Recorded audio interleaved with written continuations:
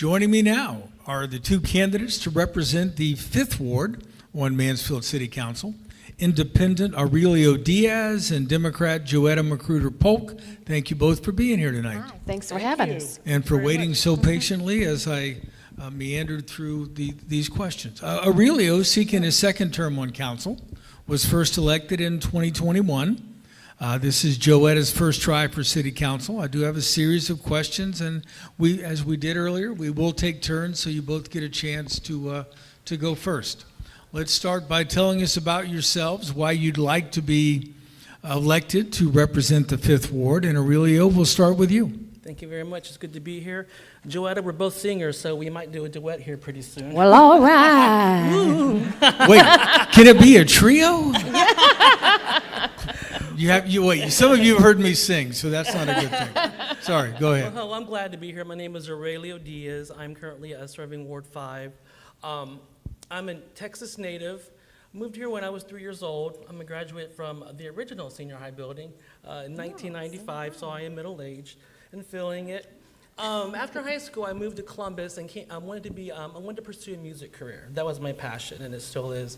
But when I came back here in the early 2000s, I was in the same situation that many people my age were at that time, and that was we kind of came back to our community with our tails between our legs, but we're gonna make the best of it, as bad as that sound. And we did. I feel at that time it was the creatives living downtown that really had to focus on downtown. I was living in a really cool one-bedroom apartment, but at that time we were having a lot of safety issues. People break into our cars, and I was always told, call your city council person, and when I did back then, never return my phone calls or emails respectfully.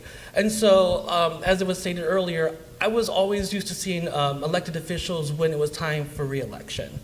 And so when I decided to pursue local government, politics aren't even my passion. I don't even watch political news, honestly. But I wanted to redefine what local government was, and that was to treat it more as outreach and advocacy, and using my passions and my career expertise as that. So I'm currently a case manager coordinator, care coordinator for Ohio Rise, supporting youth with a variety of needs. I'm the owner of La Luna. It's a venue where we dovetail human services with the arts for people all abilities, art exhibitions, dance classes, anything. During my first term, first of all, I went too fast. A lot of the things I've seen continue to be major issues of concern, but I've learned that any type of change that we've seen, it wasn't because of myself as a sole leader. It was through forging strong relationships with our constituents, with the residents, with the businesses, with our faith-based community. We have 18 churches in our ward, including the Islamic Society of Mansfield. It takes all these folks to come together to make changes that we're seeing in places like Liberty Park.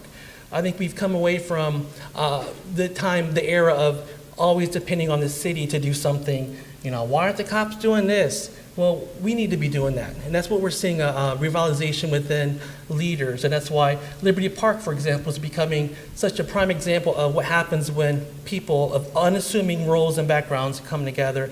And I like to think that is something I'm a part of. I'm very passionate about working with people polar opposite of me. Some things I'm really involved with is NAMI. I'm serving on the board of NAMI, Richland County Youth Substance Use Coalition. The Reentry Coalition. Reentry Coalition is very important to me for those who are reentering our community from incarceration, those who are branded with their mistakes as their identity, helping them with employability, as well as, I'm forgetting something, but regardless. I guess my point is, my heart is truly a public servant heart, which is why I decided to go as independent, non-party. I'm a very unbridled individual. I don't do well when people tell me what to do if it's against my convictions. I feel that we represent everyone, despite our appearances, our backgrounds, our political stances, and I feel that has served me well and my constituents well this first term. Thank you. All right, Aurelio, thank you. Joetta, your turn. Hi. Same question. Tell us about yourself. Okay, well, I am born and raised here in Mansfield, Ohio. I graduated from St. Peter's High School in The Ohio State University. I have a degree in journalism in the sequence of public relations. And in sitting here and reviewing my life and my resume and all of that, I feel as if I have been doing city council work without the title for a very long time. Back in 2014, I was diagnosed with breast cancer and given 6 to 8 months to live. So now I'm celebrating my 10th year of being alive. And I am, thank you so very much. To God be the glory for that. And I really feel that God allowed me to go through that and to live so that I can be seated here at this particular time. 3 things that are really concerning to me is community engagement. Community engagement. The community was there for me when I was going through breast cancer. For example, the Pat Crocker Foundation, having so many different resources in the community that I didn't know anything about, that aided me when I really did need the help. Matthew 25 delivered food to me when I needed it. So myself being in the community and being a community person, I am learning and have been learning the different resources that are in the community. I was hired by Mansfield Senior High through a contract a few years back to work with the freshmen bringing the parents and the teachers together, and it was very successful. Unfortunately, that contract ended because of funding, no more funds. But the other thing that I would like to mention too is in the 5th Ward, my home was deemed the Kool-Aid house because when I was going through chemo, I would sit on my front porch and children would come and check on me, but they were coming because they were hungry. And so I would give them popsicles and Freezy Pops, and then that turned into bologna sandwiches and potato chips and things of that nature. Isn't that wonderful? And I was so glad to do it. And anyone who comes to my home, in the back of my home, it's you can just tell children. It's toys, books, all of that. But I'm saying this to say that's dear to me. When I am in my car in the morning and I see children standing there shivering because they don't have a coat, I just feel that it's my responsibility to do something on behalf of the children that are in the community and in that state. Also seniors, because I'm 63 and I feel, don't let the gray hair fool you. Okay, thank you, thank you. But seniors and reaching out to our seniors, I think is very important. And also neighborhood safety, neighborhood watch. Yes, neighborhood watch should be in every community, but particularly in the 5th Ward, where one morning I sat in my car and I saw a man just going through each car, trying to get into each car on the street.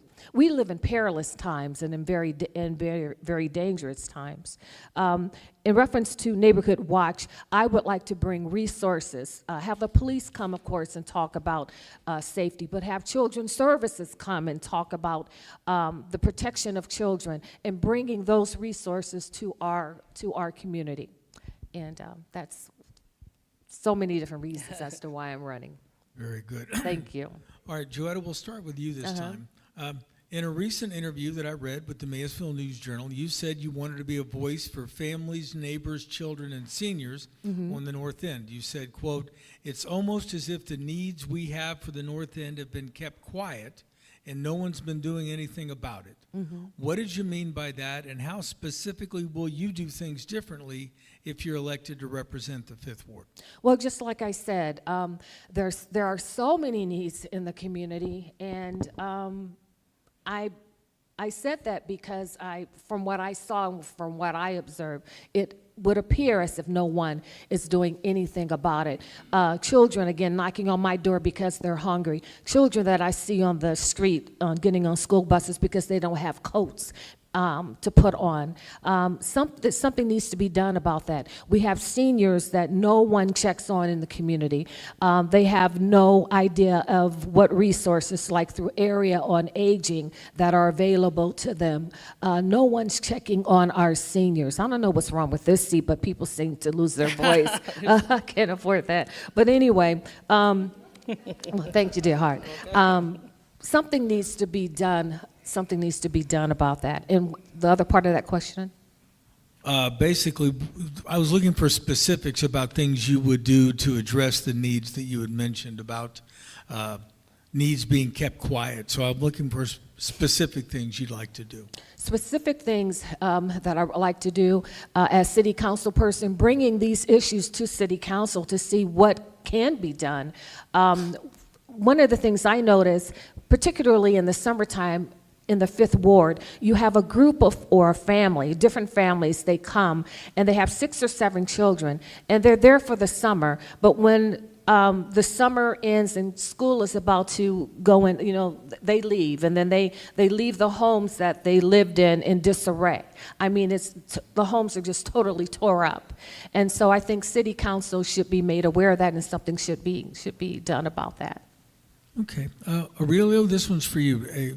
You alluded to it a little bit ago. You were elected in 2021 as a Democrat. Several months later, you announced your decision to become an independent. What prompted that decision? How has it worked for you? And how will it impact a second term if you're reelected for city council? I think it has worked out perfectly. When I was running city council, and when I attempted to run for council president in 2019, I had no idea what I was doing. I just know that they reached out to me and said, "Hey, run for this." I should have done the homework, and I didn't win that election. My intent was to run for Ward 5 because that's where I live at.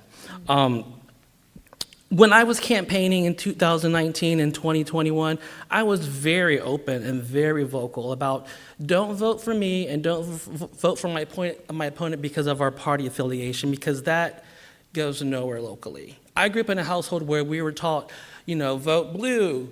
If someone looks like you, vote for them. That to me left no room for questions.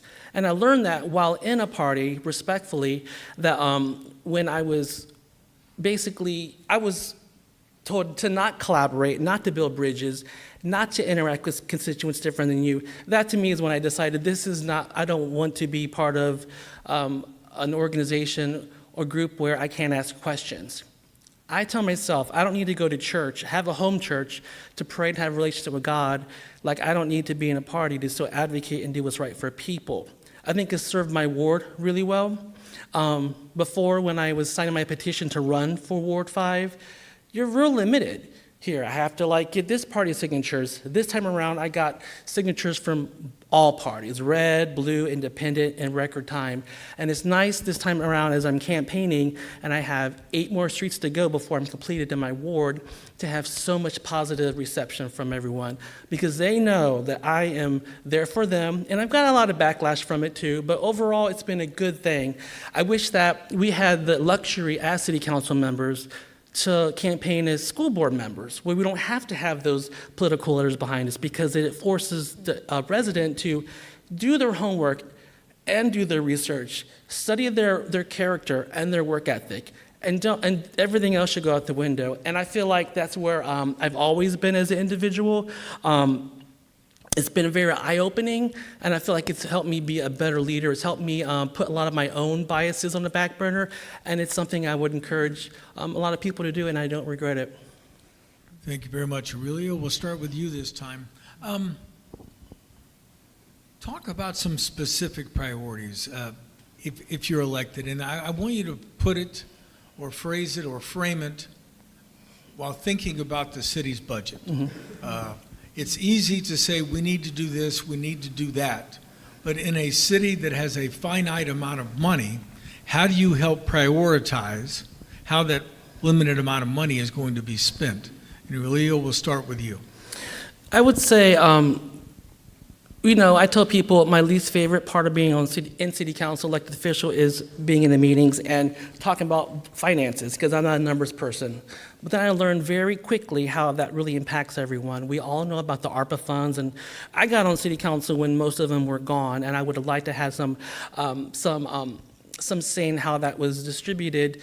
But my goal, and what I think I do really well, is gathering the perspectives and the ideas and the concerns of everyone in my ward and the neighboring wards, and I pinpoint what are the true issues. Yes, I am for beautification. Yes, I am for the revitalization of Mansfield. I'm part of Mansfield Rising, of course I am, but I'm also about people first. And so I take those things in account when we're getting these budgets and we review them. And I ask for help sometimes. I haven't gone to the, last time I really needed some assistance with the budget was when finance director Stewart was in office, because I was afraid to ask, but now I can ask my colleagues, because that is an area I'm not going to just like, okay, we're going to give this money to this part and this area. I really have to take in consideration what is being conveyed to me and what I'm seeing in the community. And I hope I answered that properly or correctly. It's your answer, so it has to be Not proper. correctly.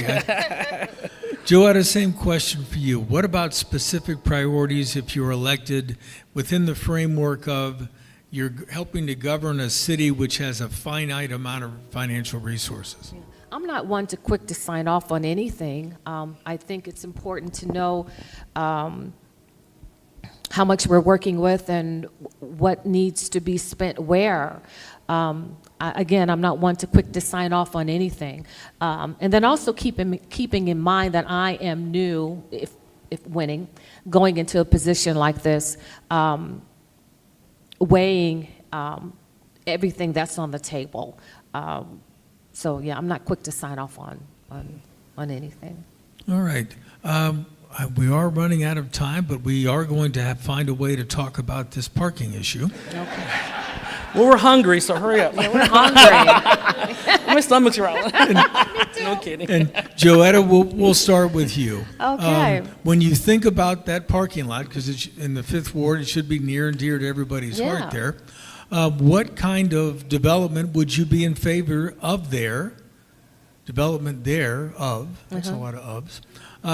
Or would you rather just see it remain the way it is? Or what else can we do with that? No, I think parking should be, an area should be developed. I'm going to tell you one thing. I think I'm going to make you laugh so we can get on. But listen, you ever crave a gyro downtown and right now you can't even get to it? Or Coney Island and you can't even get to it? Or DLX, the chopped salad there, and you can't even get to it. Parking is very important. But right now, as we know, downtown is in total disarray, and something really does need to be done about it. I think right now our businesses downtown are really suffering because there's really no place to park. And I think that we do need, parking area for anyone who needs to have access of downtown. So, Okay. Yeah. Aurelio, same question for you. What do we do with the municipal parking lot? Well, I have the same taste buds, hankerings as Miss Joetta here, because I live next door to the Greek restaurant. So, so as a downtowner, living in the heart of all the Main Street project improvements, and water main breaks before we even pursue this can be really challenging. And as I mentioned before, Mansfield Rising, for those here or on Facebook land who aren't aware of Mansfield Rising, please go to the Richland County Foundation page and look at it. There's 2 groups. There's a group of us that were included to be in this community group in 2018, and then 2.0 last year. So that is ever revolving. And when we convened the first time, it wasn't just Mansfield elite, because I am far from that. It was a lot of well-rounded people encouraged to ask the community, what do you want to see in your downtown? Every downtown in the city is a nucleus. It has to be strong. You're going to have people go other places. And one thing we talked about back then was elevated living in spaces in these buildings that are unused. Have to keep safety a priority. But we also met about reimagining. And this was about 2 years meeting with Mayor Perry. NECIC, Downtown Mansfield Incorporated, K. McCartney, a group of people, and the discussion was like, okay, what would our community envision that community lot being? And it was these were ideas. These weren't things that we determined behind closed doors. And one thing I want to see coming out of those conversations is, I think parking is crucial. As a downtowner, as someone who has a commercial building, as someone who goes to the monthly merchants every single month and knows what the small businesses need, knowing that they're hurting, we need parking. And I think if we were to do anything with that parking lot, me coming from a human services stance, and feeling like I am someone on the front lines of homelessness and youth violence prevention, I want to see things that are going to benefit all of us. Maybe multi-level course parking, boutique. I want to see ethnic cuisine. I want to see things for our youth and our seniors. When I was growing up, which was a while, 3 decades ago, I see my niece looking at me over there. We had recreation centers. We had a rec center on the south side of the Salvation Army. The Friendly House is holding it down, but they don't always, that's a certain age group. We need something for for youth who are 18 and over. And our seniors, as Ms. Joetta pointed out, is a group that we are overlooking, not just in terms of housing, but like socialization is huge. And that's the reason why I did a lot of these Dance in the Park programs for seniors and youth. But I want to see something, if it occurs in the media lot, that is something that we're all going to be taking advantage of, but we need to have parking. So yeah, that's what I see. All right, we are going to stop it there because the witching hour is growing near. My thanks to both of you being here tonight.